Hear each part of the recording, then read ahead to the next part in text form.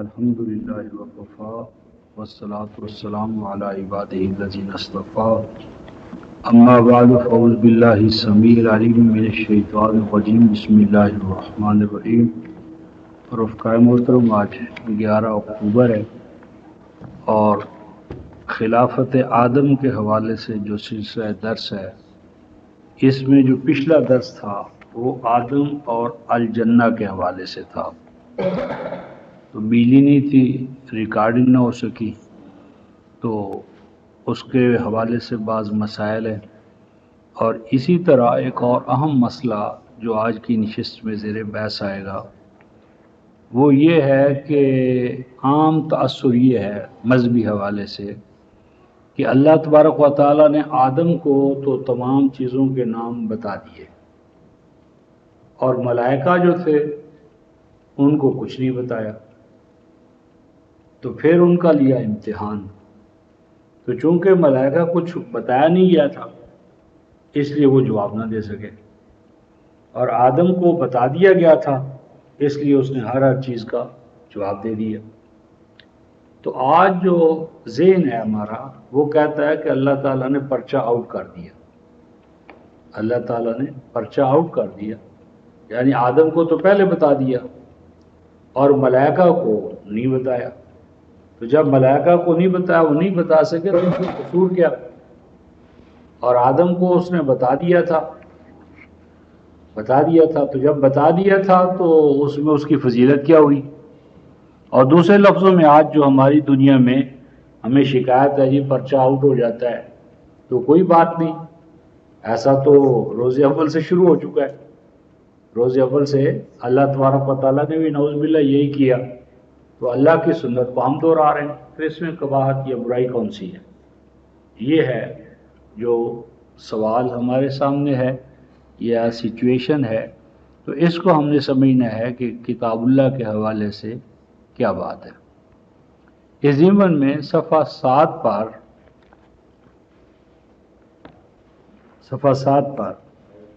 31 2:31 صفحہ 7 وَعَلَّمَ آدَمَ الْأَسْمَاءَ كُلَّهَا ثُمَّ عَرَضَهُمْ عَلَى الْمَلَائِكَةِ فَقَالَ أَنبِئُونِي بِأَسْمَاءِ هَؤُلَاءِ إِن كُنتُمْ صَادِقِينَ قَالُوا سُبْحَانَكَ لَا عِلْمَ لَنَا إِلَّا مَا عَلَّمْتَنَا إِنَّكَ أَنْتَ الْعَلِيمُ الْحَكِيمُ قَالَ يَا آدَمُ أَنبِئْهُم بِأَسْمَائِهِمْ فلما انبأهم بأسمائهم قال ألم أقل لكم إني أعلم غيب السماوات والأرض وأعلم ما تبدون وما كنتم تكتمون صدق الله مولانا العظيم وبلغنا رسول النبي الكريم ونحن على ذلك من الشاهدين الشاكرين والحمد لله رب العالمين۔ ان آیات میں 31 آیت جو ہے، پہلی بات یہ ہے کہ آدم سے مراد، جس طرح ہم پہلے دیکھ چکے ہیں، کوئی ایک انڈیویجول فرد آدم نہیں ہے، بلکہ آدم سے مراد کل نوع آدم ہے، mankind, humanity on the whole. اس پر ہم بحث پہلے کر چکے ہیں۔ اور الاسماء یہ کیا ہیں؟ یعنی کوئی نام رکھنا۔ تو نام کیسے ہم رکھتے ہیں کہ جس چیز کے اندر جو پراپرٹی پائی جاتی ہے اس پراپرٹی کو جان کر ہم اس سے نام رکھتے ہیں۔ تو پراپرٹی معلوم ہوگی تو نام رکھا جائے گا۔ تو الاسماء دراصل کوالیفیکیشن ہے آدم کی، نوع آدم کی، کہ وہ اشیاء کا مشاہدہ اور مطالعہ کر کے آئندہ کے حوالے سے اسے محفوظ رکھنے کے لیے اس کو نام دے دیتا ہے۔ اور نام دے دینا دراصل کسی چیز کو کنکر کرنا ہے، مسخر کرنا ہے، ماتحت کرنا ہے، اس سے پورا فائدہ اٹھانا ہے۔ تو الاسماء پر قرآن کا تصور الاسماء کیا ہے اور تعلیم اسماء کیا ہے اور کس وجہ سے آدم ملائکہ پر فضیلت رکھتا ہے، یہ ایک مستقل موضوع ہے۔ آج ہم اس نشست میں یہ دیکھیں گے کہ اللہ تبارک و تعالیٰ نے آدم کو جو تعلیم دی، کیا اس تعلیم سے یہ مراد ہے کہ اللہ تبارک و تعالیٰ نے کسی کمرے میں آدم کو بٹھا کر اسے وہ سب کچھ بتا دیا جو ملائکہ کو نہیں بتایا. یعنی اس تعلیم سے، جو تعلیم الہی ہے آدم کے لیے، نوع آدم کے لیے، اس سے کلاس روم میں جو ہمارا ذہن بنتا ہے تعلیم کا، وہ مراد نہیں ہے، بلکہ اس سے مراد کیا ہے؟ ابنائے آدم میں یا نوع آدم میں اس استعداد کا پایا جانا، یعنی نوع آدم کے اندر اس ایبیلٹی کا، کیپیبلٹی کا، صلاحیت کا، استعداد کا پایا جانا. یعنی اس سے مراد کیا؟ استعداد کہ آدم یا نوع آدم میں استعداد ہے، کیپیبلٹی ہے، ایبیلٹی ہے، استعداد ہے، صلاحیت ہے کہ وہ کسی چیز کو دیکھے، اس کا مطالعہ اور مشاہدہ کرے، اور مطالعہ اور مشاہدے کے بعد اس کے کریکٹرسٹکس کو جان کر اس کا نام رکھے. یہ استعداد و صلاحیت ملائکہ میں، کائناتی قوتوں میں نہیں ہے. یہ استعداد و صلاحیت آدم میں ہے، نوع آدم میں ہے. نوع آدم کے ماں سوا جو انواع ہیں، انواع حیوانی، نباتاتی، جتنی بھی ہیں، ان میں یہ استعداد و صلاحیت نہیں ہے. یعنی تعلیم اسماء سے مراد اللہ تعالیٰ کا آدم کو کسی خاص جگہ پر بٹھا کر تعلیم دینا مراد نہیں ہے، بلکہ آدم میں اس استعداد کا پایا جانا کہ وہ کسی چیز کا مطالعہ اور مشاہدہ کرے، اور مطالعہ اور مشاہدہ کر لینے کے بعد اس کے کریکٹرسٹکس کا، خصائص کا، خصوصیات کا علم حاصل کر لینے کے بعد اس کو اس کا مناسب نام دے دے، اور پھر اس مناسب نام سے ہمیشہ اسے پکارے، کام میں لائے، اس سے فائدہ اٹھائے. اس معنی میں تعلیم قرآن میں استعمال ہے. اس ضمن میں ہم کچھ قرآن کے مقامات دیکھتے ہیں جس سے یہ مسئلہ اور واضح ہو جائے گا. مثلا قرآن میں سورہ المائدہ،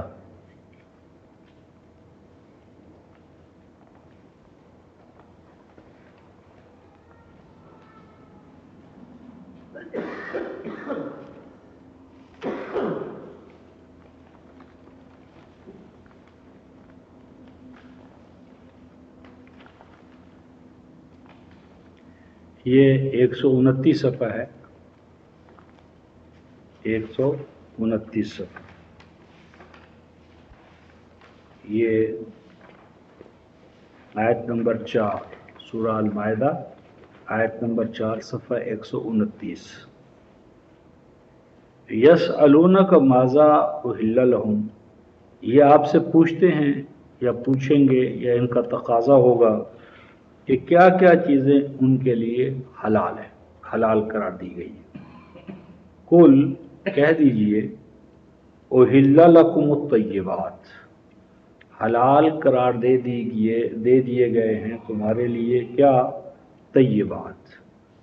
طیبات کا عام ترجمہ پاکیزہ، لیکن مراد ہے سوٹیبل، مناسب.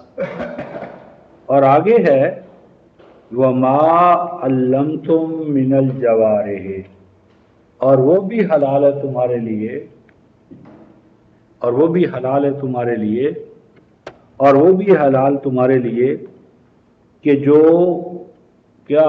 من الجوارح، ہاں جوارح، جوارح جارحہ کی جمع ہے شکاری جانور، شکاری جانور، جو شکاری جانور تمہارے لیے شکار کریں. وہ شکاری جانور مکلبین، جن کو تم نے شکار کے لیے سدھایا ہوتا ہے، جن کو تم نے شکار کی تربیت دی ہوتی ہے. اور وہ جو اس طرح کے شکرا، باز، کتا، ان کو جو شکار کی ہم تعلیم دیتے ہیں، تو اس تعلیم کے بارے میں یہ الفاظ آئے ہیں، نیچے سے تیسری سطر ہے، تو علمونہن مما علمکم اللہ، تو علمونہن، وہ ان شکاری کتوں کو یا جانوروں کو تم تعلیم دیتے ہو، تم تعلیم دیتے ہو، ٹریننگ دیتے ہو، تیار کرتے ہو. اور آگے کیا فرمایا؟ مما علمکم اللہ، یہ تمہارا شکار سدھانا کتوں کو، یہ تربیت دینا، یہ کہاں سے ہے؟ مما علمکم اللہ، یہ علم اللہ تعالیٰ نے تمہیں سکھایا ہے۔ اب یہاں جو فرمایا ہے کہ مما علمکم اللہ، یہ کتوں کو، شکاری کتوں کو تعلیم اور تربیت دینا، یہ اللہ تعالیٰ کہتا ہے یہ میں نے تمہیں سکھایا ہے۔ تو علمونہن مما علمکم اللہ، یہ اللہ نے تمہیں تعلیم دی ہے۔ اب یہاں یہ مراد نہیں ہے کہ اللہ تبارک و تعالیٰ انسانوں کو آ کر بتاتا ہے کہ کتوں کی فلاں قسم اچھی ہے، فلاں اچھی نہیں ہے، اور جب شکار پر چھوڑو تو یہ آواز نکالو، جب واپس بلانا ہو تو یہ آواز نکالو۔ یعنی یہ جتنا بھی شکاری کتوں کی تعلیم و تربیت ہے، یہ کہاں سے ہے؟ بائی نیچر، یعنی اس کی استعداد و صلاحیت اللہ تعالیٰ نے انسان یعنی آدم میں رکھ دی ہے۔ تو یہ جو امکانی استعداد و صلاحیت ہے، جسے کام میں لا کر انسان شکاری کتوں کو سدھاتا ہے، یعنی تیار کرتا ہے، یہ تربیت دیتا ہے، یعنی یہاں استعداد مراد ہے۔ یہ مراد نہیں ہے کہ اللہ تعالیٰ عرش سے ادھر کا جو ہے نا آپ کو بتاتے ہیں کہ ان کتوں کو یوں پالو، ایسے ان کو چڑھائی کرنے کی تعلیم دو، ایسے ان کو واپس بلاؤ، ایسے یہ شکار کو پکڑیں، ایسے نہ پکڑیں۔ تو ایسا یہ تعلیم بمانا پرچہ یعنی جو آؤٹ کرنے کی بات نہیں ہے، بلکہ کیا مراد ہے؟ استعداد اور صلاحیت، استعداد و صلاحیت، یعنی آدم میں یہ استعداد ہے، آدم میں یہ استعداد ہے کہ وہ شکار کے مقصد کے تحت جانوروں کو سدھا سکتے ہیں، تعلیم دے سکتے ہیں، ان کی تربیت کر سکتے ہیں۔ اسی طرح ایک اور حوالہ ہمارے سامنے سورہ البقرہ دوسری سورہ آیت 282، یہ صفحہ 58 ہوگا۔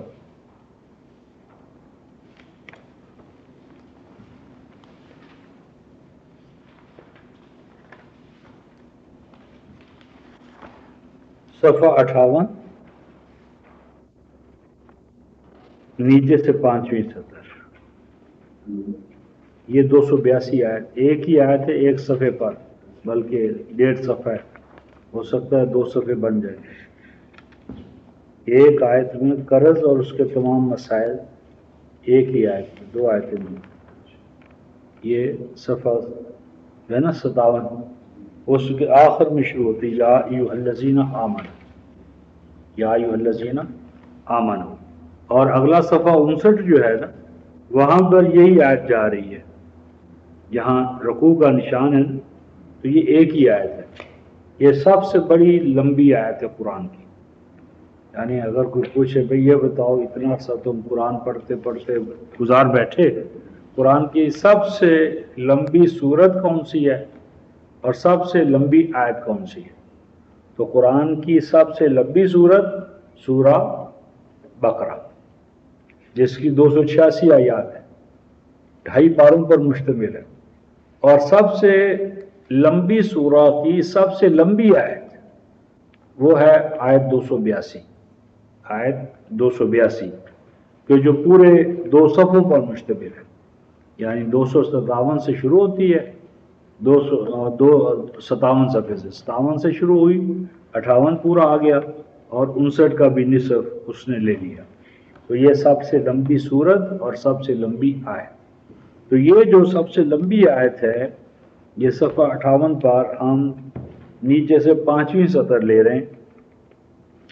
وَلَا يَأْبَ الشُّهَدَاءُ، اور نہ ناگواری محسوس کریں، نہ ناپسندیدہ قرار دیں، الشہداء گواہ، اذا ما دعوا، جب انہیں شہادت کے لیے بلایا جائے، یعنی جب کسی کے پاس کوئی شہادت ہو اور اسے عدالت میں، پنچایت میں بلایا جائے، تو اسے اپنے لیے ایک وزن بوجھ نہ محسوس کرے کہ یار مجھے خواہ بلا لیا ہے۔ تو حق کو قائم کرنے کے لیے شہادت دینا مومن کا فریضہ ہے، تو انہیں چاہیے کہ وہ خوشگواری کے ساتھ اس فریضے کو انجام دیں۔ وَلَا تَسْأَمُوا أَن تَكْتُبُوهُ صَغِيرًا أَوْ كَبِيرًا إِلَىٰ أَجَلِهِ، اور فرمایا کہ اگر کوئی لین دین نقد نہیں ہے، اگر کوئی لین دین ہے جو نقد نہیں ہے، وہ ادھار ہے یا آگے چل کر اس کی پیمنٹ کرنی ہے، لینا دینا جو آگے چل کر الا اجل ہی، اگر کوئی ایسا لین دین ہے جو نقد نہیں ہے، دست بدست نہیں ہے، بلکہ آگے چل کر اس کی پیمنٹ کرنی ہے، لینا دینا، تو اس کو لکھ لو۔ ولا تسمو، اور مت لکھنے میں ناگواری محسوس کرو۔ ولا تسمو، سامہ یسمو، اکتا جانا، مت اکتاؤ، مت اس کو گراں محسوس کرو۔ ان تکتبو ہو، یہ کہ اس طرح کے معاملات کو ضبط تحریر میں لے آؤ۔ صغیرن اور کبیرن، وہ معاملات چھوٹے ہوں یا بڑے، کیسے معاملات؟ الا اجل ہی، ہر معاملہ نہیں لکھنے کی ضرورت، یعنی دست بدست آپ نے لیا، میں نے دیا، کوئی ضروری نہیں ہے کہ اس کا، لیکن اگر کیش میمو کاٹ دو تو اور بہتر ہے، لیکن خاص طور پر الا اجل ہی، وہ معاملات جو مستقبل پہ جن کا لینا اور دینا ہے، الا اجل ہی سے معلوم ہوتا ہے کہ یہ وہ معاملات ہیں جن کی ادائیگی، جن کا لینا اور دینا آگے چل کر ہو۔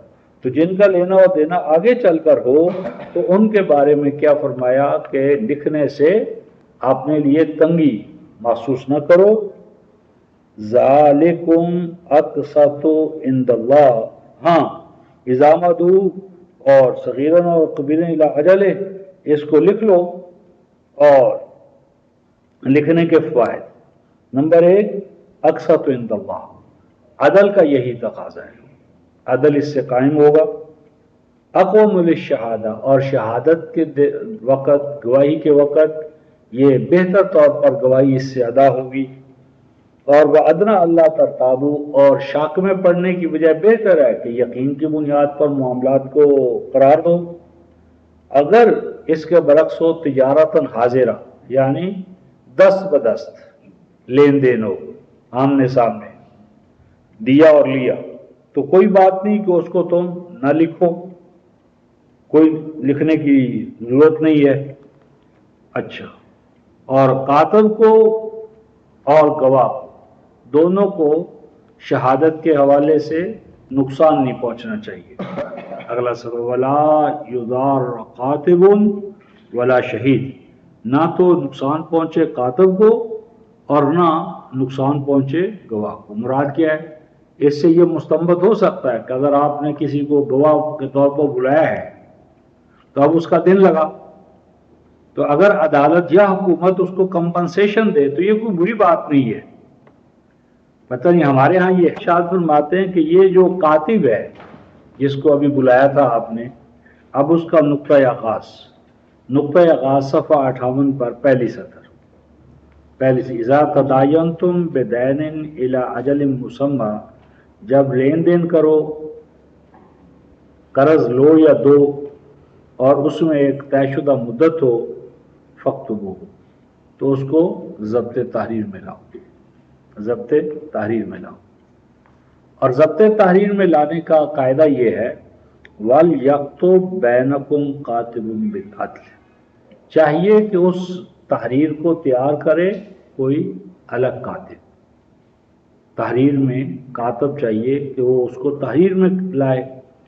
اور آگے فرماتے ہیں وَلَا يَأْبَ قَاتِبٌ، اور جب اس طرح لکھائی پڑھائی کے لیے کاتب کو کہا جائے تو اسے چاہیے کہ وہ انکار نہ کرے، یعنی یہ نہیں کہ میرا کام ہے، میں کہیں اور جا رہا ہوں، میرا مسئلہ ہے، یہ ہے، تو اس کا فریضہ یہ ہے کہ وہ انکار نہ کرے۔ یکتب کے لکھنے سے، آگے دیکھیے کیا فرماتے ہیں، صفحہ 58 دوسری سطر، یکتب چاہیے کہ وہ لکھے، کیوں؟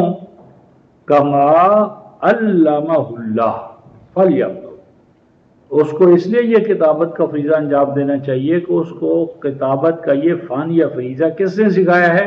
اللہ نے۔ بس چاہیے کہ وہ انکار نہ کرے، انکار نہ کرے کاتب تحریر تیار کرنے سے، کیوں؟ کما علمہ اللہ، کہ یہ جو کتابت کا فن ہے یہ اسے اللہ نے سکھایا ہے۔ اب یہاں پر جو کما اللہ نے اس کو سکھایا، یہ معنی نہیں ہے کہ اللہ نے اسے قلم پکڑنا سکھایا قلم تراشنا سکھایا، اس کا قد سکھایا، الفاظ، ان کے دائرے ہیں جی، اور یہ کہ خطاطی. اب خطاطی اللہ تو نہیں سکھاتے آ کر، یعنی اللہ تعالیٰ کے سکھانے سے یہاں مراد یہ نہیں کہ جس طرح ہم بچوں کو اسکول کے اندر علوم پڑھاتے ہیں اور خطاطی پڑھاتے ہیں، کتابت پڑھاتے ہیں. یہاں کیا مراد ہے؟ استعداد، کہ یہ جو کاتب کی صلاحیت ہے یہ اس کے کہاں سے لے کر آیا ہے. اس کے لیے برین، آنکھیں، اعضاء ہیں جی، پھر کائنات کے اندر کاغذ اور اس کے وسائل، قلم اور اس کے وسائل، سیاہی پیدا کرنے والے کے وسائل، ان میں سے کوئی ایسی چیز نہیں ہے جو اس کی ذاتی ہو. اس میں معاشرہ، کوآپریشن، دوسروں کی جدوجہد، ہر ایک، یعنی بہت سے اسباب و عوامل ایسے ہیں جو اس کی ذاتی استعداد میں نہیں ہے، بلکہ یہ تمام چیزیں جو ہیں یہ کما علمہ اللہ، یہ ساری چیزیں اس کو اللہ تبارک و تعالیٰ سکھاتے ہیں. اب یہاں اللہ تبارک و تعالیٰ کے سکھانے سے مراد وہ سکھانا نہیں ہے جو ہم اپنے ذہن میں لے کر بیٹھے ہوئے ہیں، بلکہ یہاں سکھانے سے مراد وہ استعداد ہے، صلاحیت ہے جو اللہ تبارک و تعالیٰ نے ہم سب کے اندر رکھ دی ہے. اور اللہ تعالیٰ کی یہ عطا کردہ استعداد و صلاحیت جو ہے اس کو ہم کام میں لاتے ہیں، اور کام میں لا کر جو ہے نا اس سے طرح طرح کے فائدے اٹھاتے ہیں. یعنی علم سے مراد، کما علمہ اللہ سے مراد وہ علم ہے جو انسان تجربے سے سیکھتا ہے، اگرچہ اس کی استعداد و صلاحیت بنیادی طور پر اللہ تبارک و تعالیٰ کی پیدا کرتا ہے. اب اس ضمن میں 331 صفحے پر ایک آیت آ رہی ہے، سورہ النحل 79، 16 سورہ آیت 79. یہ جو کاتب ہو، انجینئر ہو، ڈاکٹر ہو، یہ جتنے بھی فنون ہم اپنی استعداد کو کام میں لا کر، صلاحیت کو کام میں لا کر سیکھتے ہیں، اس ضمن میں قرآن نے ایک اصول یہ بتایا، 331 صفحہ،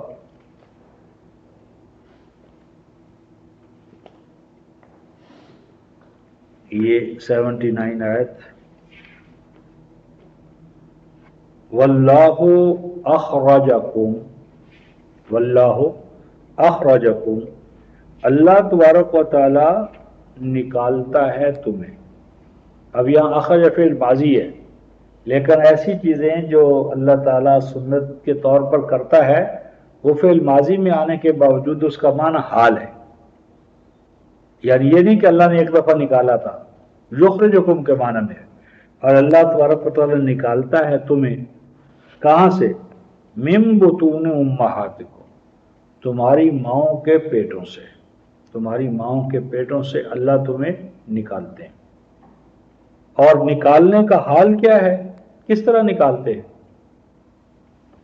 کس طرح نکالتے ہیں؟ کہتے جی ملتان میں ایک خاندان ہے، وہاں کا ہر پیدا ہونے والا پیدائشی حافظ ہوتا ہے. کوئی کہتا ہے یہ پورے قرآن کا، کوئی کہتا ہے آدھے قرآن کا، کوئی کتنے پاروں کا، کوئی کہتا ہے جی فلاں صاحب تو جب پیدا ہوئے تو پیدا ہونے کے ساتھ ہی روزے رکھتے تھے، پیدائش کے ساتھ ہی. رمضان آ گیا تو ماں ان کو دودھ پلانا چاہتی، وہ پیتا ہی نہیں بچہ. اسے ماں کے پیٹ ہی سے پتا تھا کہ میں مسلمان ہوں اور روزے پر فرض ہے، تو وہ 2-4 دفعہ ایسا ہوا تو ماں پہچان گئی بھی یہ تو عموماً بچہ پیدا ہوا. تو پھر اس نے کیا کرنا کہ سحری کے وقت پلانا اور پھر افطاری کے وقت پلانا، درمیان میں پلانا، اس سے پینا ہی نہیں. تو ایسے لوگ جو کہ ماں کے پیٹ سے پیدائشی طور پر جماندرو مومن پیدا ہوں، ولی پیدا ہوں، ان کا ہم کیا مقابلہ کریں گے؟ یہاں اللہ تبارک و تعالیٰ ایک ضابطہ بیان فرما رہے ہیں، واللہ اخرجکم، اور اللہ نکالتے ہیں تمہیں تمہاری ماؤں کے پیٹوں سے. اس طرح نکالتے ہیں رفقا محترم، لا تعلمون شیئا، تمہیں کسی چیز کا بھی علم نہیں ہوتا، نہ حلال کا، نہ حرام کا، نہ جھوٹ کا یا نہ صداقت کا، نفع اور نقصان کا. یعنی اگر آپ بچے کے سامنے ایک طرف دہتا ہوا انگارہ رکھ دیں اور دوسری طرف پھول رکھ دیں تو ہو سکتا ہے کہ بچہ دہتے ہوئے انگارے کی طرف چلا جائے. کیونکہ اسے کیا خبر کہ اس میں نفع ہے یا نقصان. لا تعلمون شیئا، تم نہیں جانتے کسی چیز کا بھی اس وقت تمہیں علم نہیں ہوتا جب تمہیں ماں کے پیٹ سے نکالا جاتا ہے.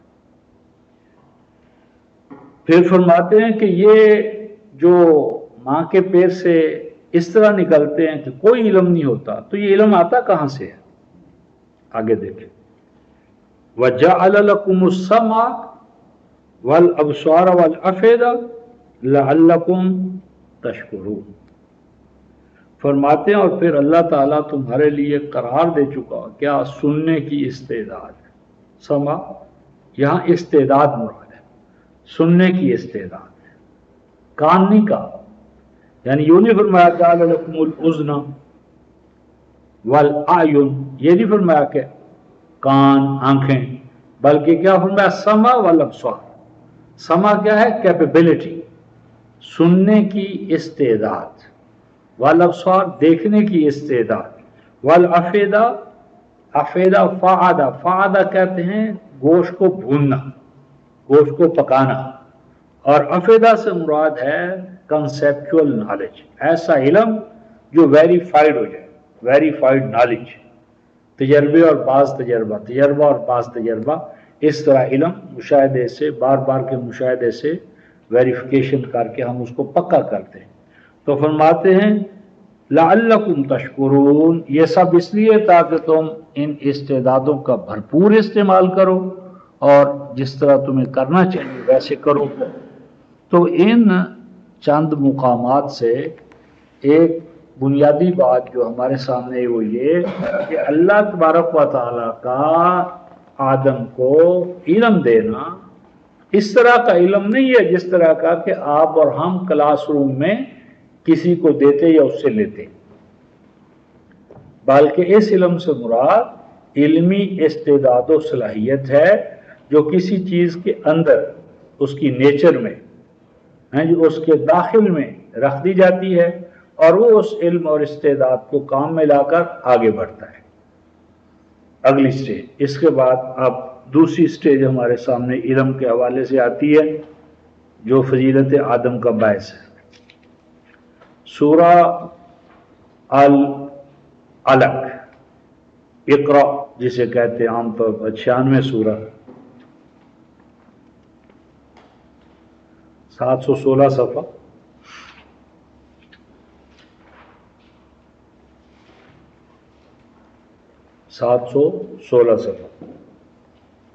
اقرا بسم ربک الذی خلق.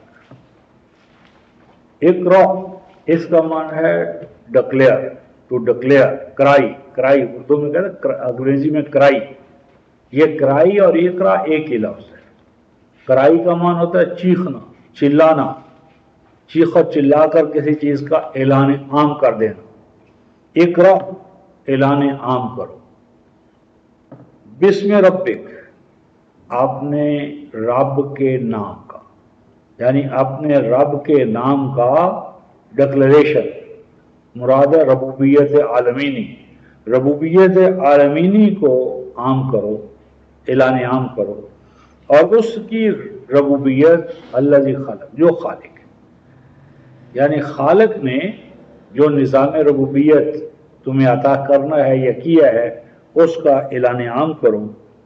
الذی، وہ اللہ، خالق الانسان من علق، خالق الانسان من علق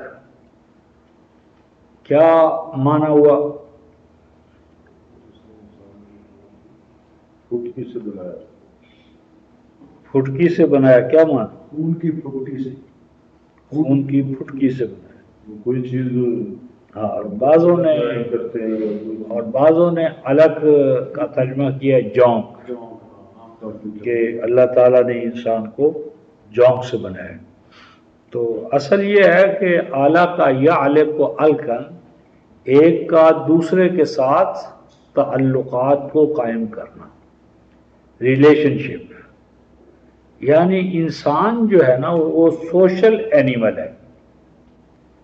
انسان ایک سوشل اینیمل ہے. کیا معنی؟ یعنی انسان کو جو چیز انسان بناتی ہے نا وہ اس کا تعلقات کا نظام ہے، وہ اس کا ایک دوسرے کے ساتھ ریلیشن شپ ود ادرس. یعنی اگر انسان کو تنے تنہا کسی جنگل میں آپ بٹھا دیں، انسان تنے تنہا کسی جنگل میں بیٹھ جائے، کوئی انسان نہیں بنے گا.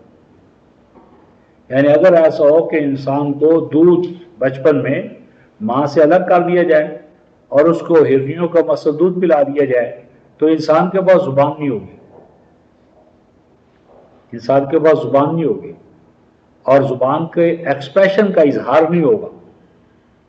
یعنی یہ جو زبان ہے علمہ البیان، یہ ماحول سے آتی ہے.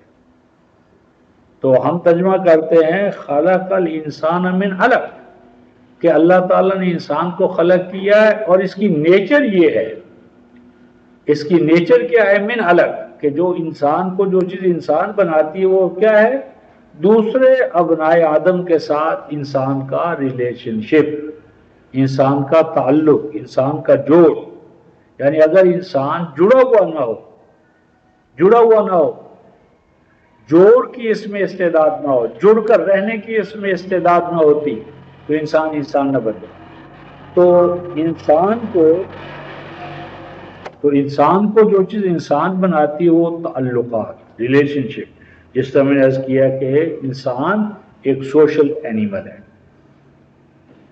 اس کے بعد فرماتے ہیں کہ اقرا وربک الاکرم.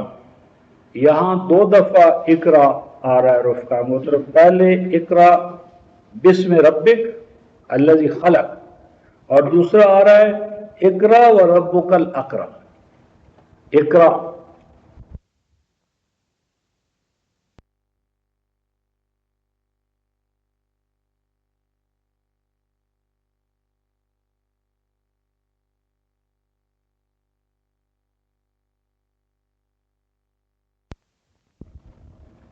اعلان عام کرو، بسمک، اور یہ اعلان عام کرو وربک الاکرم، اور جس ذات کا رب کا تم پیغام لے کر اٹھو وہ اکرم ہے، یعنی موسٹ ڈگنیفائڈ. مراد کیا ہے کہ تم یہ اقرا کا کام کرو گے تو تم بھی ڈگنیفائڈ ہو جاؤ گے. یعنی یہ قرآنی تعلیم و تربیت تمہارے لیے کرامت کا باعث بنے گی، ڈگنیٹی کا، نوبیلٹی، نوبل اور ڈگنیفائڈ بنو گے. اور علم کون سا ہوتا ہے؟ الذی علم بالقلم. علامہ بالقلم، وہ علم کہ جو اس اللہ نے سکھایا ہے تمہیں قلم کے ذریعے. یعنی تعلیم علم قلم کے ذریعے. اب علم کا قلم کے ذریعے یہ کب ہوتی ہے؟ جب اس میں ہم شراکت چاہتے ہیں دوسروں کی. یعنی جب ہم پارٹیسپیشن چاہیں گے نا کہ اور بھی ہمارے اس تجربے میں شریک ہو جائے، تو اس وقت ہم قلم کا سہارا لیں گے. یعنی قلم کا سہارا اس وقت ہم لیں گے جب ہم اپنا پیغام پروگرام کنوے کرنا چاہتے ہیں، دوسروں کو شیئر کرنا چاہتے ہیں. اگر وہ ہم اپنی ذات تک رکھنا چاہتے ہیں تو قلم کی ضرورت نہیں ہے. قلم آتی ہے جب ایک فرد اپنا علم اور تجربہ دوسرے فرد کو، نسل کو، ابنائے نو کو جب دینا چاہے، منتقل کرنا چاہے. ادروائز اپنی ذات میں کوئی چیز رکھے تو قلم کی ضرورت نہیں ہے. لیکن جب اسے پریزرو کرنا مطلوب ہو اور اس کا دائرہ کار جو وہ بڑھانا مطلوب ہو، اس میں توسیع مطلوب ہو، زیادہ افراد کو شریک کرنا مطلوب ہو، تو اس وقت قلم، ذریعہ قلم آتا ہے. اور فرماتے ہیں علم الانسان ما لم یعلم. قلم کے ذریعے کیا ہوتا ہے؟ علم ان کارنرز تک پہنچتا ہے، ان یعنی افراد تک پہنچتا ہے جنہوں نے وہ براہ راست نہیں جانا ہوتا. یعنی ایک فرد جو ہے وہ مثلا سیاح نکلتا ہے، وہ واپس لوٹتا ہے اپنے ملک، اور واپس آ کر وہ تمام جو تجارت تھے سیاحت کے ان کو قلم بند کر دیتا ہے.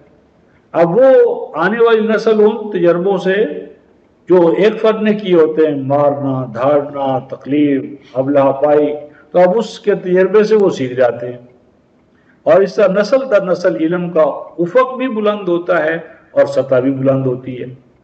اب یہاں ہم نے یہ دیکھا کہ علم جو ہے اس کو اللہ تبارک و تعالیٰ نے قلم کو ذریعہ علم قرار دیا، اور یہ ابن آدم کی یا ابنائے آدم کی خصوصیت قرار دی۔ اور اسی ضمن میں رفقائے محترم قرآن نے سورہ 90 سورہ میں یہ سورہ البلد عجیب بات کہی ہے۔ سورہ البلد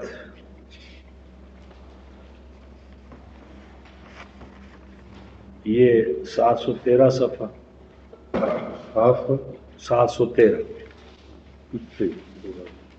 713 سورہ البلد۔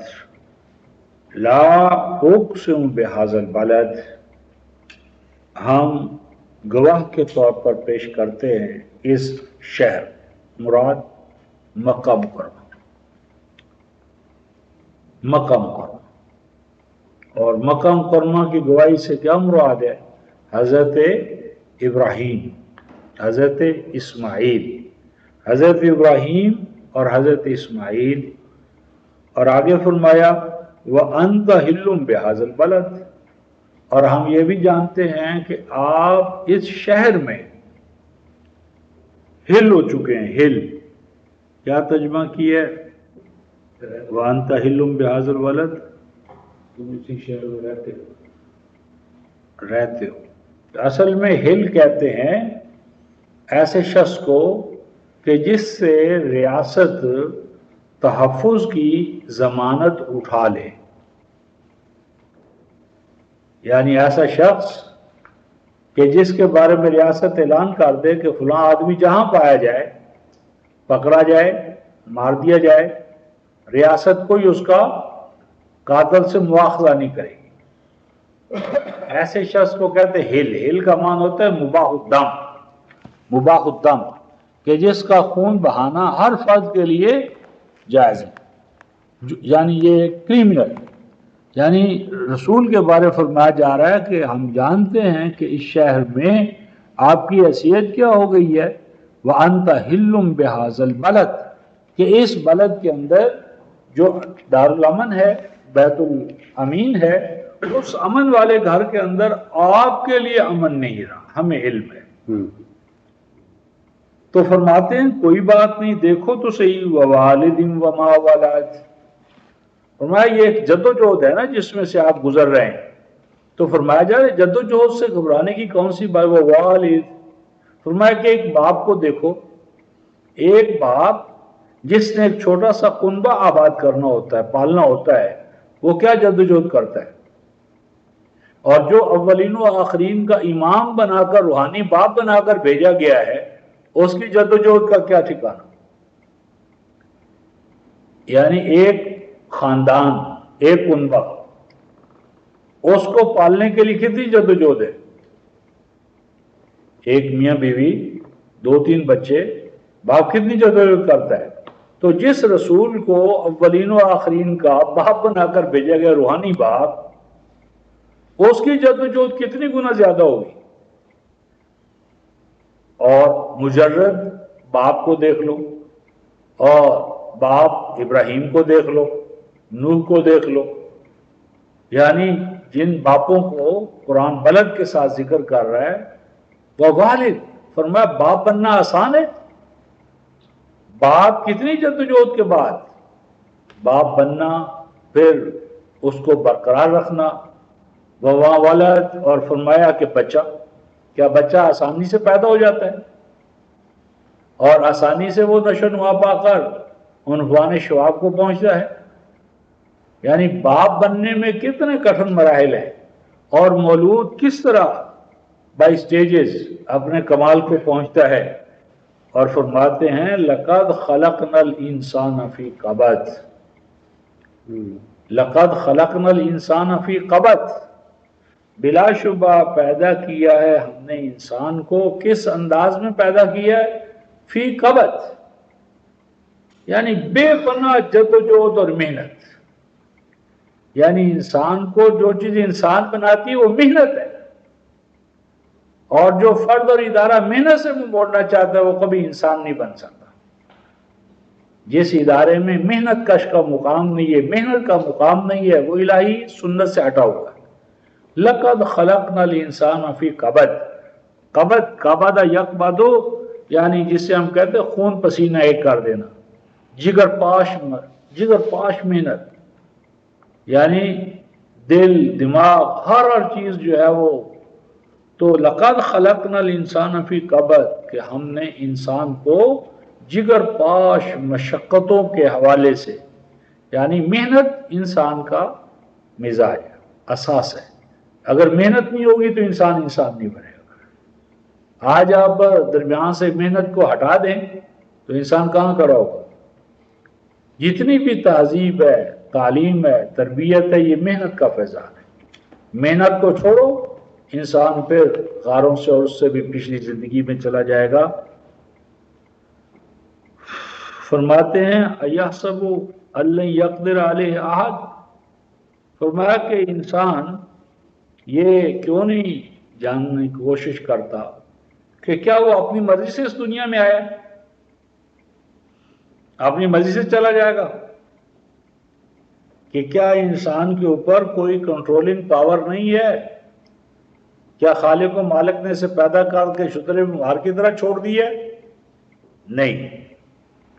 فرمایا یقول اہلکت مالا لبدا، فرمایا کہ یہ جس نے رسول کو آج مباح دم قرار دے دیا ہے وہ کہتا ہے میں ڈھیروں ڈھیر مال ہلاک کر دوں گا، لگا دوں گا اور رسول کو کامیاب نہیں ہونے دوں گا۔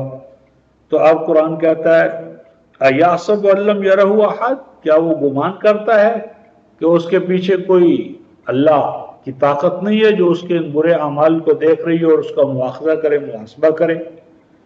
آگے فرماتے ہیں الم نجعل لہ عینین ولسانا وشفتین وہدیناہ النجدین، یعنی یہ جو انسان ہے، اگر یہ انسان ہوتا اور اس کی یہ آنکھیں نہ ہوتی تو کیا شکل بنتی؟ اگر یہ انسان ہوتا اور اس کی زبان نہ ہوتی، اگر یہ زبان ہوتی اور اسے ہونٹ نہ ہوتے، صرف سب کچھ ہوتا انسان کے پاس، یہ ہونٹ نہ ہوتے تو صادق بھائی کیا ہوتا؟ ہاں وہ بول ہی نہیں سکتا، وہ اپنا نہیں بیان نہیں کر سکتا، یعنی سارا کچھ ہو، ہونٹ نہ ہو تو کیا ہے؟ وہ اپنا مقصد بیان نہیں یعنی آواز جو ہے نکل جائے گی کیا۔ اور کوئی آپ کنوے نہیں کر سکے کہ آپ کیا چاہتے ہیں، ہوں ہاں ہاں، آواز نکل رہی ہے۔ تو یہ ایک ایک آلہ جو اللہ تعالیٰ فرماتے ہیں کہ ہم نے تمہیں عطا کیا بلا مزد و معاوضہ، تو یہ کیوں عطا کی ہے؟ تو یہاں میں نے یہ کہنا تھا کہ قرآن نے کہا ہے کہ لَقَدْ خَلَقْنَا الْإِنسَانَ فِي قَبَدٍ، کہ انسان کو جو چیز انسان بناتی ہے وہ کیا ہے؟ محنت، جدوجہد۔ تو اگر محنت اور جدوجہد کو درمیان سے نکال دیں تو انسان نہیں رہے گا۔ اب یہ جو اسٹیج پہ آتے ہیں، آغاز جو ہے وہ وحی کے حوالے سے سورہ النساء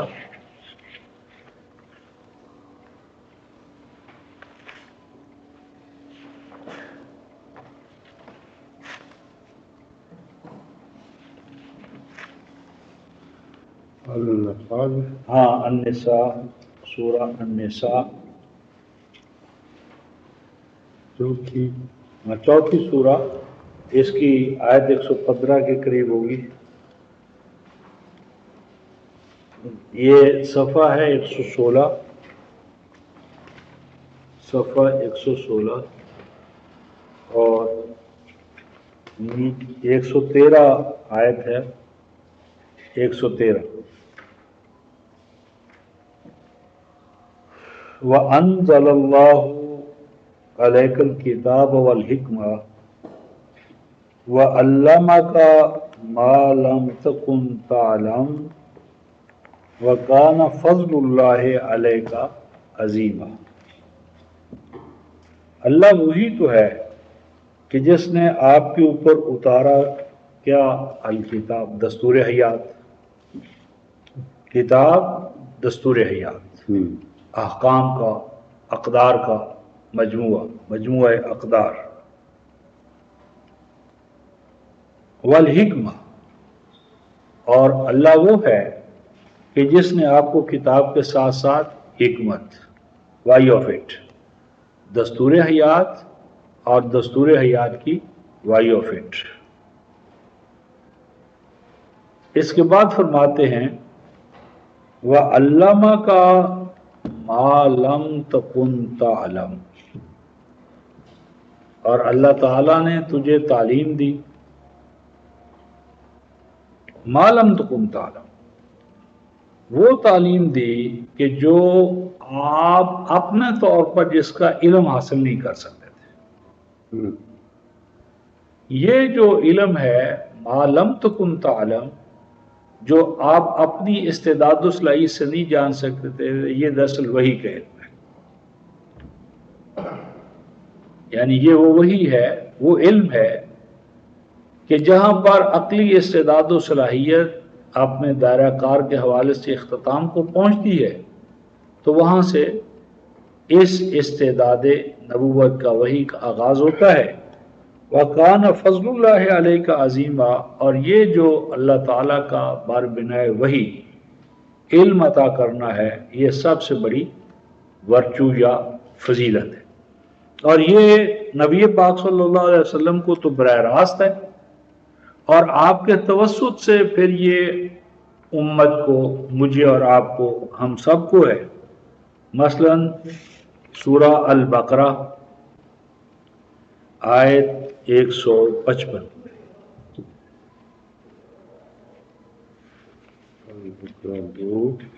ہاں سورہ البقرہ آیت 155،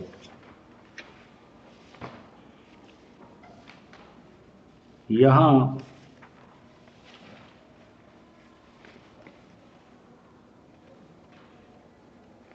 یہ 29 صفحہ ہے غالباً، کما ارسلنا فیکم رسولا منکم، اللہ وہ ہے کہ جس نے تمہارے اندر اپنا رسول مبعوث کیا، رسول بھیجا، کہ وہ رسول کیا کرتا ہے؟ یتلو علیکم آیاتنا، وہ ہماری آیتیں تمہیں پڑھ کر سناتا ہے، وَیُزَکِّیکُم، اور وہ آیتیں پڑھ کر تمہارا تزکیہ کرتا ہے، نشو نما کرتا ہے، وَیُعَلِّمُکُمُ الْکِتَابَ وَالْحِکْمَةَ، اور وہ تمہیں کتاب اور حکمت کی تعلیم دیتا ہے۔ یہ وہی کتاب اور حکمت ہے جو ہم 4:113 میں رسول کے بارے میں پڑھ چکے ہیں، الکتاب والحکمہ۔ اور آگے فرماتے ہیں وَيُعَلِّمُكُم مَّا لَمْ تَكُونُوا تَعْلَمُونَ، اور یہ کتاب و حکمت جو رسول تمہیں دے رہا ہے، یہ وہ تعلیم ہے مَا لَمْ تَكُونُوا تَعْلَمُونَ، کہ جو با استعداد خود تم نہیں جان سکتے تھے۔ یعنی وہی جن حقائق تک انسان کو پہنچاتی ہے، وہ انسان اپنی عقلی استعداد سے ان حقائق کا براہ راست وہ گراسپ نہیں کر سکتا۔ تو یعلمکم ما لم تکونوا تعلمون، وہ تمہیں وہ حقائق سکھا رہی ہے، تعلیم دے رہی ہے جن کو با استعداد خود تم نہیں جان سکتے تھے۔ اب ہم علم کے حوالے سے علم کا حصول کیسے ہوتا ہے، اور اس ضمن میں نوع آدم کا یعنی جو شرف ہے اس کے حوالے سے ایک مقام دیکھتے ہیں، اور یہ قرآنک فلاسفی سورہ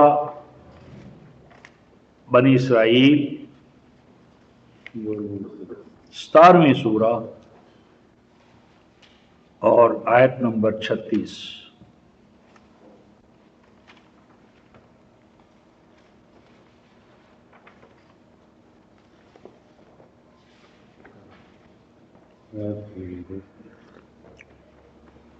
تین سو 43 صفحہ 343 صفحہ ارشاد ربانی ہے وَلَا تَقْفُ مَا لَيْسَ لَكَ بِهِ عِلْمٌ، یہ لا تقف لا تقف،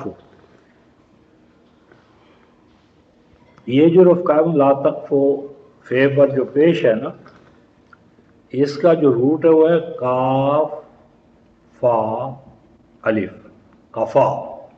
کفا اصل میں اس گدی کو کہتے ہیں، گدی تو گدی پیچھے ہے، گدی پیچھے ہے، تو جس طرح گدی پیچھے ہے نا، اسی طرح کسی کے پیچھے لگ جانا، یعنی یہ جو ہے نا سپردم بتو مایا خیشرا تو دانے بھائی ساڈا تے پیر صاحب ہاتھ تو ساڈے ہاتھ وچ،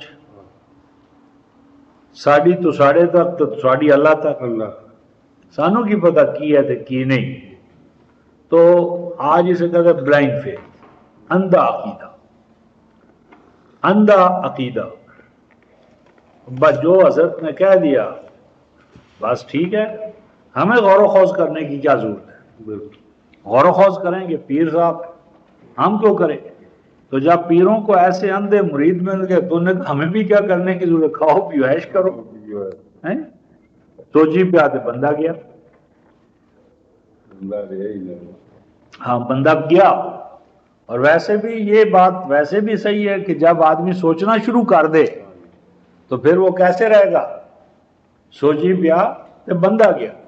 جس وقت آپ کسی کو دیکھیں کہ وہ سوچ میں پڑ گیا ہے تو وہ پھر اندھا مرید تو نہیں رہے گا، تو اس لیے پیر صاحب بھی کہہ سکتے ہیں سوچی پیا سوچ وچ پہ گیا ہے تو بندہ گیا، اب یہ میرے ہاتھ میں نہیں رہے گا۔ غیر القرآن یہ کہتا ہے لا تقفو، مت پیچھے چل، یعنی جس طرح گدی پیچھے ہوتی ہے تو پیچھے مت لگ، پیچھے مت چل، پلے مت بات ماں اس چیز کو لیسا لکا بہی ہے کہ جس کے بارے میں براہ راست تجھے علم نہیں ہے۔ یہ نہیں فرمایا کہ تیرے پیر کو نہیں، تیرے نبی کو نہیں، تیرے استاذ کو نہیں، یا جس کا تجھے علم نہیں ہے۔ لکا، زور کس بات پر؟ لکا، یعنی قرآن نے یہ کہا ہے کہ لکا تجھے علم ہونا چاہیے، تیرے باپ کو علم ہے، استاذ کو علم ہے، مرشد کو علم ہے، تو تجھے کیا؟ مت پلے باندھ، مت پیچھے چل، با اس چیز کے لیسا لکا، تجھے نہیں ہے اس کے بارے میں علم۔ اور علم کہاں سے آتا ہے رفقا محترم؟ قرآن کہتا ہے ان السمع والبصر والفؤاد، اپنے کانوں سے سنا کر۔ پہلا مسئلہ ہے کانوں سے سننا، یعنی کانوں کے سننے کو سب سے پہلے قرار دیا، دیکھنے کو پہلے نہیں قرار دیا۔ ہاں، علم حاصل کرنے کا ذریعہ پہلا ذریعہ سمع ہے۔ سمع اصل میں تاریخ ہے، یعنی میرا ماضی، میرے ماں باپ کا ماضی، میری دیکھی والی حقیقت تو نہیں ہے، یہ تو مجھے کوئی بتائے گا۔ اور اگر انسان اپنے بارے میں غور کرے کہ بھئی آپ کہتے ہیں میں فلاں کا بیٹا ہوں، کہتے ہیں نا جاوید بھائی، ہم جس کے بیٹے ہیں کیا گواہی ہے ہمارے پاس؟ ماں کہتی ہے، یعنی ایک عورت کی گواہی ہے نا، اور یہ گواہی ہماری سننے سے تعلق رکھتی ہے، دیکھنے سے تعلق نہیں رکھتی۔ آپ کو یہ کا مشاہدہ نہیں ہو ہی نہیں سکتا، کیونکہ ہمارا وجود جو ہے اس سے پہلے ہم تھے ہی نہیں. جی یعنی ہمارا نقطہ آغاز کیا ہے؟ سما ہے. یہ ایک سمی شہادت ہے، اور وہ بھی ایک عورت کی. اور اسی طرح اگر ہم اپنے ایمانی وجود کو لیں، ایمانی وجود میرا اور آپ کا، اس کی اساس کیا ہے؟ وہی نبی کے لیے مشاہدہ ہے، میرے لیے سماعت ہے. یعنی نبی جو ہوتا ہے وہ تو ان حقائق کو دیکھتا ہے، اور غیر نبی سے سن کر ایمان لاتا ہے. یعنی وحی کا نقطہ آغاز مومن کے لیے سما ہے، رسول کے لیے بصر. اور مادی وجود میرا اور آپ کا، اس کا وجود سما پر ہے. اور سما پر اصلاً مراد تاریخ ہے، تاریخ ماضی. تو سب سے پھر آگے بڑی بحث ہے طبیعیات میں کہ سما کا دائرہ بہت وسیع ہے. ایسے جانور جو سما سے وہی کام لیتے ہیں جو آپ آنکھوں سے لیتے ہیں. تو سما جو ہے، سما آج پوری دنیا میں جو آپ علم حاصل کر رہے ہیں، مثلا ریڈیو، وائرلیس اور یہ پورا نظام. اب دیکھیں کہ اس وقت یعنی مشاہدہ ہمارا، یعنی اگر ہم چاہیں تو جو پروگرام براڈ کاسٹ ہو رہے ہیں اس کمرے میں وہ موجود ہے یا نہیں موجود؟ سن نہیں رہے. تو کیا ہمارے نہ سننے سے ان کی نفی ہو گئی؟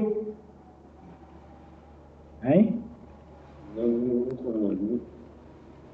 ہمارے پاس وہ آلہ نہیں ہے. آلہ پیدا کر لیں تو اسی کمرے کے اندر دنیا جہان کے ریڈیو سٹیشنز آپ سن سکتے. تو پریویس وائسز بھی کیچ کرتے ہیں. ہاں، ان کی پورا سسٹم موجود ہے جی. لیکن وہی بات کہ اگر آپ کو وہ زبان نہیں آتی تو وہ میننگ لیس آواز ہے. یعنی اب ہم ریڈیو پر عربی کیچ کر رہے ہیں اور دنیا جہان کی زبانیں آ رہے ہیں، افریقن آ رہی ہے، ساحلی آ رہی ہے، فلاں آ رہی ہے. ہمارے نزدیک وہ کیا ہے؟ بیکار آوازیں. یعنی وہ بہترین موسیقی ہے اور ہم اس کو بے ڈھنگی آواز کہہ کر آگے گزر رہے ہیں. یعنی ہو سکتا ہے کہ ان کی بہترین جو ان کا موسیقار ہے وہ لگاؤ اور وہ جھوم رہے ہو، اور ہم اس کو بے مزہ آواز لے کر آگے چلا رہے ہیں. تو پہلا علم کا سورس جو ہے رفقائے محترم وہ سما ہے، دوسرا بصر ہے، اور تیسرا فؤاد ہے. یعنی بصر میں دیکھنے میں، مشاہدے میں غلطی ہو جاتی ہے. کس طرح؟ اب مثلا اب آپ ریلوے پر جا رہے ہیں، ہاں جی، تو ہمیں کیا محسوس ہوتا ہے؟ مکان چل رہے ہیں، پہاڑ چل رہے ہیں، ہر چیز چلنے کی حالت میں معلوم ہوتی ہے. آنکھیں تو بتا رہی ہیں کہ چل رہا ہے. گاڑی ایک چل رہی ہے تو نظر دوسری چل رہی ہے نا، تو آنکھیں تو کہتی گاڑی چل رہی ہے، مکان چل رہے ہیں، ساری چیزیں چل رہی ہیں. لیکن یہ کون غلطی بتاتا ہے؟ یہ آپ کا مائنڈ ہے. یعنی مائنڈ جو ہے وہ آپ کے سمع اور بصر کی غلطی نکالتا ہے. تو ایسا بھی تو امکان ہے کہ مائنڈ بھی غلطی کر جائے. مائنڈ کے اوپر کوئی سپر مائنڈ ہونا چاہیے. وہ سپر مائنڈ جو ہے وہ اللہ کا ہے، اور اسی سپر مائنڈ کا اظہار اس کی وہی ہے. تو سمع، بصر اور آگے آیا فؤاد. فؤاد میں نے عرض کیا تھا گوشت کو پکانا، یعنی تجربے اور بعض تجربے سے ہم اپنی معلومات کو پکاتے ہیں. اور اس کے بعد ارشاد فرمایا جا رہا ہے کہ کل اولئک کان عنہ مسئولا. عام ترجمہ اس کا یہ کرتے ہیں کہ ان اعضاء سے باز پرس ہوگی. اعضاء سے، کان سے اللہ پوچھیں گے، ہاں جی، آنکھوں سے پوچھیں گے، دماغ سے پوچھیں گے. یہ ترجمہ صحیح ہے. اصل میں کل اولئک سے مراد کل ابنائے آدم ہے، کل نوع آدم، ہر ابن آدم. اور پوچھا اس سے یہ جائے گا کہ اس نے اپنے کانوں سے سنا حقائق کو، اپنی آنکھوں سے دیکھا اور اپنے دماغ سے تحقیق کی یا نہیں کی؟ یہ ہر ابن آدم سے پوچھا جائے گا. یعنی ہم میں سے ہر ایک کی اکاؤنٹیبلٹی ان انسٹرومنٹ کو کام میں لانا ہے. ان انسٹرومنٹ کی کوئی یعنی اکاؤنٹیبلٹی نہیں ہے، یہ غلط ہے. آنکھیں یا کان یا دماغ وہ تو آلات ہے، بے اختیار و بے ارادہ. اختیار و ارادہ تو آپ کے پاس ہے. تو کل اولئک سے مراد جوارے نہیں ہے جس طرح انہوں نے بھی ترجمہ کیا ہے اور علامہ مودودی صاحب نے، اصلاحی صاحب نے، تو یہ ترجمہ صحیح نہیں. جوارے نہیں مراد بلکہ مراد انسان ہے، اور ہر انسان سے پوچھا جائے گا کہ اس نے حقائق کے حوالے سے اپنے کان، اپنی آنکھیں اور اپنا دماغ اس کو کام میں لایا یا نہیں لایا. ہاں، اس ضمن میں ایک عظیم مقام سورہ الفرقان میں کوئی بھی سمع بصر فؤاد گیٹس ہے، گیٹس آف نالج. ہاں، وحی کا ہو یا غیر وحی کا ہو، یعنی اس میں آغاز ہی آپ نے سمع بصر فؤاد سے کرنا ہے. ہاں، اس ضمن میں سورہ الفرقان میں اللہ تعالیٰ نے اپنے بندوں کی ایک پہچان بتائی ہے. یہ صفحہ ہوگا 438.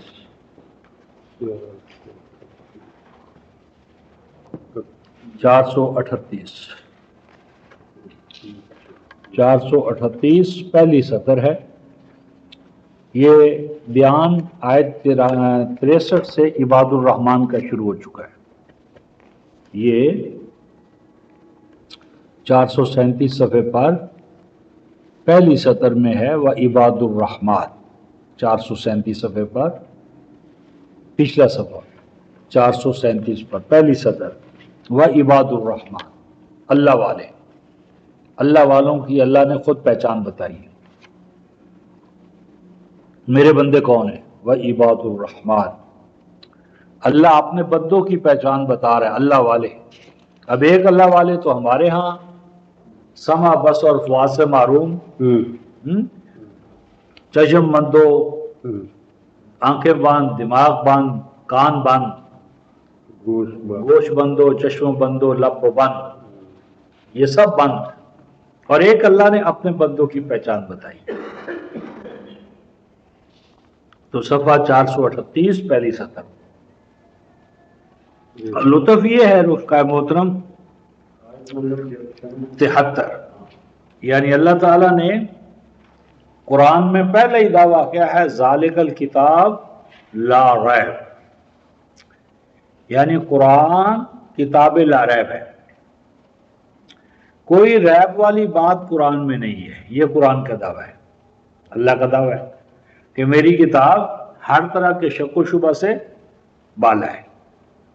اب دیکھیے لا ریب قرآن، لا ریب قرآن، اور لا ریب قرآن کے بارے میں اللہ مومنوں کے بارے میں کیا فرماتے ہیں، عباد الرحمن کے بارے میں کیا فرماتے ہیں؟ والذین اذا ذکروا بآیات ربہم. اللہ اپنے بندوں کی پہچان بتا رہے ہیں، اور میرے بندے وہ ہیں جب انہیں یاد دہانی کروائی جاتی ہے. ذکر، یاد دہانی کروانا، سمجھانا، سامنے لانا. جب انہیں یاد دہانی کرائی جاتی ہے کس طرح؟ بے آیات ربہم، ان کے رب کی آیتوں کے ذریعے. قصے کہانیاں نہیں، روایتیں نہیں، باپ دادا کی پوتیاں نہیں. ذکر کروایا جائے گا کس طرح؟ ان کے رب کی آیتوں کی بنیاد پر. یعنی لا ریب آیتیں عباد